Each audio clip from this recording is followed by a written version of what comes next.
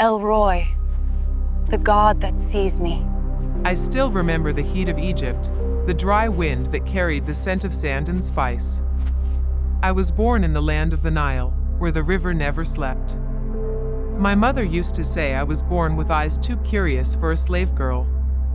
I wanted to see beyond the walls that confined us. But life had other plans. I was young when I was taken from Egypt, given as a maid to a foreign woman named Sarai, the wife of a man called Abram.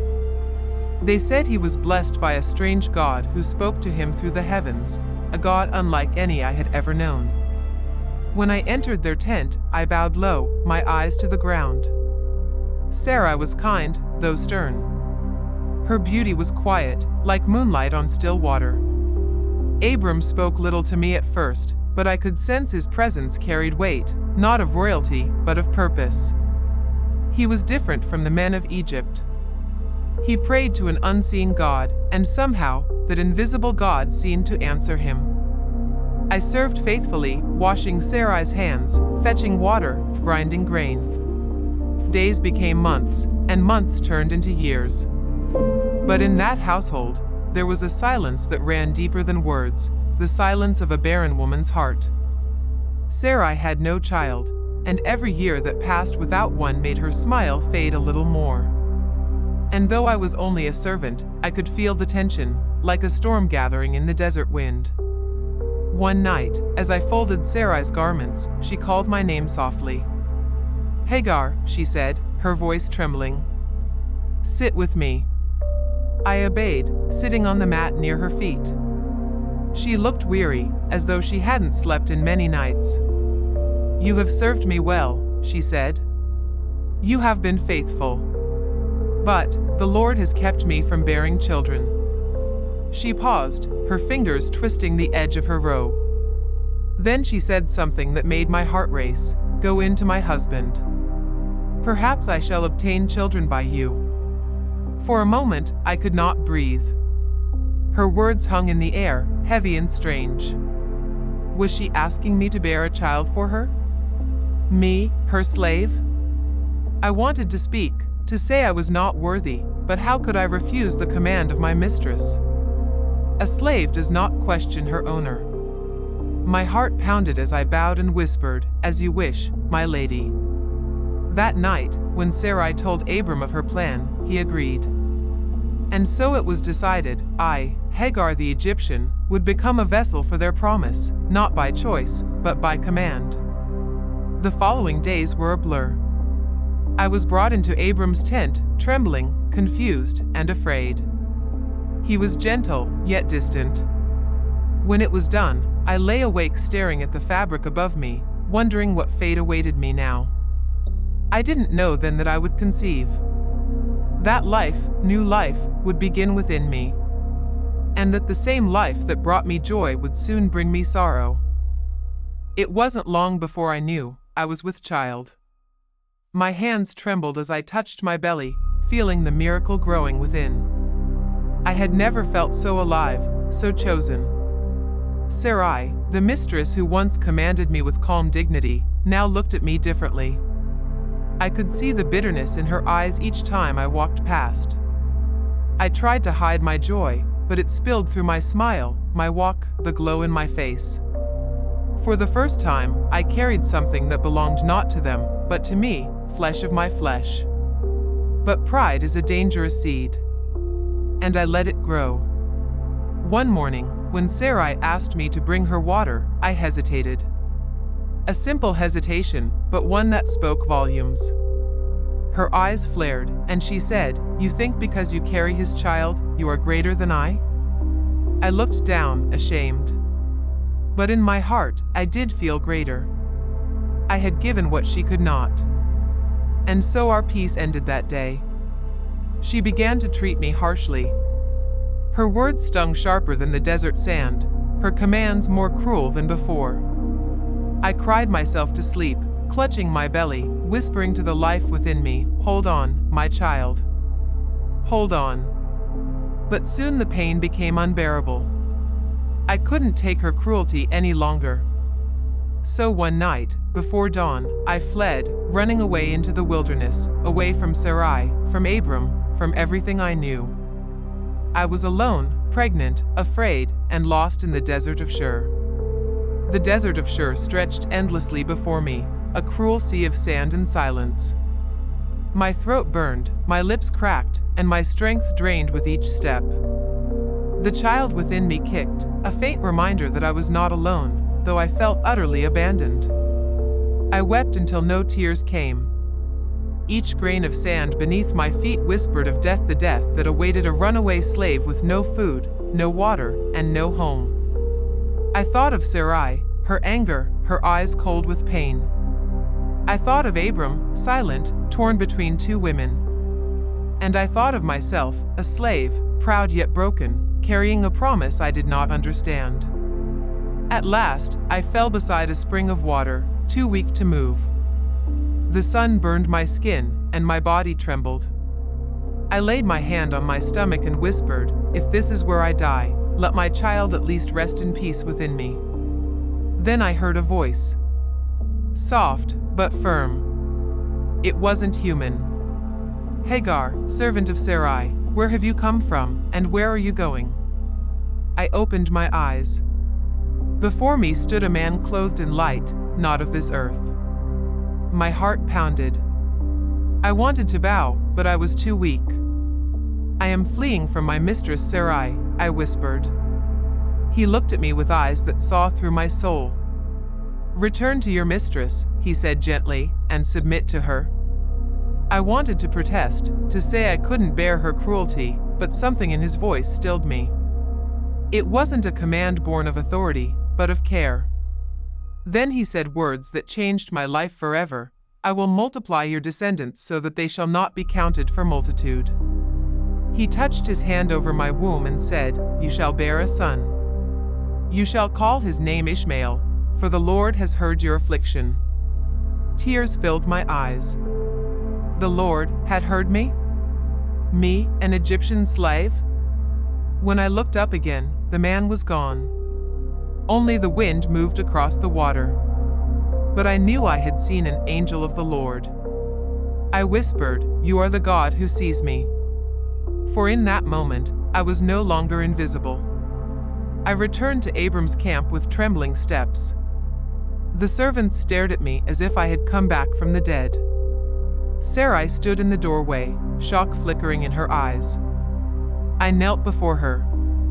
"My lady," I said softly, "forgive your maid. The Lord has spoken to me. He has seen my pain." She said nothing for a while. Her lips pressed into a thin line, but she turned away and said, "Go, Hagar. Do your work." And so I stayed. I bore my shame in silence, but I held on to the angel's words like a secret flame in the dark. Abram visited me once and said, "The Lord has spoken concerning your child?" I nodded. "His name shall be Ishmael," I told him. A strange light filled his eyes. "Then may the Lord's promise be fulfilled," he said. Months passed, and the child within me grew strong. Despite Sarai's bitterness, I found comfort in the thought that God, her God, had seen me. When my time came, the pain was fierce, but my heart was at peace. Abram was near, and when the baby's cry filled the tent, he lifted his face and blessed the Lord. He named the boy Ishmael, just as the angel had said. And when I held my son for the first time, I felt that my suffering had found purpose. He was my joy, my comfort, my proof that even a slave girl mattered to the Almighty. For years, I watched Ishmael grow under the desert sun. He ran like the wind, fearless and free. Abram loved him deeply, I could see it in his eyes. He taught him how to build altars, how to pray, how to walk with reverence. But then came the whispers. The Lord had visited Abram again. Sarai, now called Sarah, had borne a son in her old age. His name was Isaac, the child of promise. From that moment, everything changed. Sarah's tent was filled with laughter, but behind that laughter hid something sharp and cold. Each time Ishmael ran near Isaac, Her eyes followed. Each time Abram smiled at my boy, she frowned. Ishmael was no longer seen as the miracle of God's mercy. He became the shadow behind Isaac's light. I tried to protect my son, to keep him from her wrath, but a mother cannot shield her child from destiny. The day would soon come when my past would return, not as a curse, but as a test of faith. Peace left our camp the day Isaac began to walk. At first, everyone rejoiced, songs, laughter, and the smell of roasted meat filled the air. But while others celebrated, my heart trembled. I saw the way Sarah watched Ishmael, her eyes sharp, her smile forced. My son was a boy then, full of mischief and light. He adored his little brother. Often, I found him playing with Isaac, making him laugh as they rolled on the sand. But what was innocent to them became offense to Sarah. One afternoon, I heard her voice cut through the camp like a blade. "Look at him," she shouted to Abram. "The son of this slave woman mocks my child." Ishmael froze, confusion in his eyes. He hadn't mocked anyone, he was only laughing. But Sarah's jealousy burned hotter than the desert sun. "Abram," she said, her voice trembling with fury, "drive out this slave woman and her son. For the son of this woman shall not be heir with my son Isaac." Her words pierced my soul. I turned toward Abram, begging with my eyes. He looked torn, caught between two worlds, two loves. That night, I held Ishmael as he slept, his small hands resting against my chest. I could feel the weight of destiny pressing upon us again. I knew that come dawn, we would be gone. Before the sun rose, Abram came to my tent. His face was heavy with sorrow. In his hands, he carried a small skin of water and a bundle of bread. "Hagar," he said softly, "the Lord has spoken. I must do as Sarah asks. Take the boy and go." Tears filled my eyes. "My Lord," I whispered, "where will I go? The desert will kill us." He looked away, his voice breaking. "God will care for you and the boy. He has promised." Then he placed his hand on Ishmael's head, blessing him. "The Lord will make of him a great nation," he said. "Though he will dwell apart, his descendants will not be few." I said nothing more. I took the bread, the water, and my son, and walked into the wilderness of Beersheba. Each step away from the camp felt like tearing out a piece of my heart. Ishmael held my hand tightly, not fully understanding. "Mother," he said, "where are we going?" I forced a smile. "To where the Lord will lead us." But in my heart, I feared that the only thing waiting for us was death. The desert was merciless. The heat burned our feet, and the wind stung our faces. We walked until the bread was gone and the water skin lay empty. Ishmael grew weak. His steps slowed. His lips cracked. I tried to give him hope, but I could barely stand myself. When he finally collapsed beneath a shrub, I could not bear to watch him die. I walked a little distance away, the length of a bowshot, and sat upon the sand. "Let me not see the death of the child," I whispered, covering my face with my hands. Then I lifted my voice and wept, not the quiet tears of sorrow, but the raw, aching cry of a mother watching her world fade away. And then I heard another cry, not mine. Not from earth, but from heaven. "Fear not, Hagar," said a voice, strong yet tender. "For God has heard the voice of the boy where he is."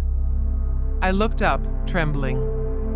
"Lord, arise, lift up the lad, and hold him with your hand," the voice said, "for I will make him a great nation." At that moment, I saw what I had missed before, a well of water, glimmering in the sun not far from us. My hands shook as I ran to it. I filled the skin, ran back, and lifted Ishmael's head. "Drink, my son," I whispered. "Drink and live." He opened his eyes and smiled weakly. I wept again, this time not in despair, but in awe. For once more, the God who sees had found me in my wilderness. From that day, I knew we would survive. The desert that once promised death became our home. Ishmael grew strong, tall, swift, and wise. He learned to hunt with the bow, to track the wind, to live as the desert lived. I built our small dwelling near the well that God had shown me, the well I called God El-Roi, the well of the living one who sees me. Years passed, and the memory of Sarah's tent faded like a distant dream. I no longer carried the bitterness of rejection. Instead, I carried peace, the peace of knowing that the same God who watched over Abraham and Sarah had not forgotten me. When Ishmael became a man, I went to Egypt and found him a wife from my people. And though I had once been a slave, I now stood free, a mother of a man destined for greatness. Sometimes, in the stillness of the desert night, I lift my eyes to the stars. They are countless, just as the Lord promised Abram. And among them, I imagine my son's descendants shining too, a part of that great promise. I smile and whisper, truly, He is the God who sees me. Then I close my eyes, and the wind carries my whisper across the sand, the story of a woman once forgotten, now forever remembered. Kindly subscribe for more Bible stories.